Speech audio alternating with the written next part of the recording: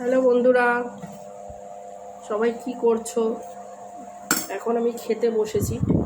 দুপুরের লাঞ্চ একটু দেরি হয়ে গেল, কাজ ছিল ঘরে। গলাটা যেহেতু এখনও মোটামুটি পর্যায়ে আছে, পুরোটা সারেনি, সেই জন্যে মুসুর ডাল করেছি আজকে। জানি সানডের বাজার, কিন্তু যেহেতু হাজব্যান্ড নেই, বিকেলে মাছ মাংস যা হোক একটা হবে, সম্ভবত মাংসই হবে। আর এখন ডাল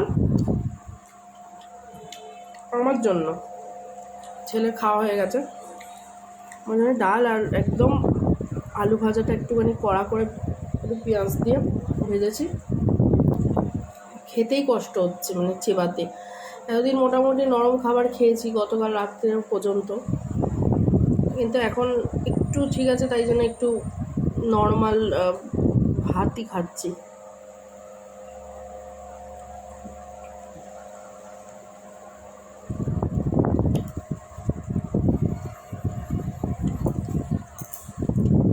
আমাদের সবাই লাঞ্চ হয়ে গেছে। আজকে রবিবার, লাঞ্চ কে কী করলে কমেন্টে জানিও, কে কোথা থেকে আমার ভিডিওটা দেখছো। আর অবশ্যই লাইক কমেন্ট শেয়ার করতে ভুলো না।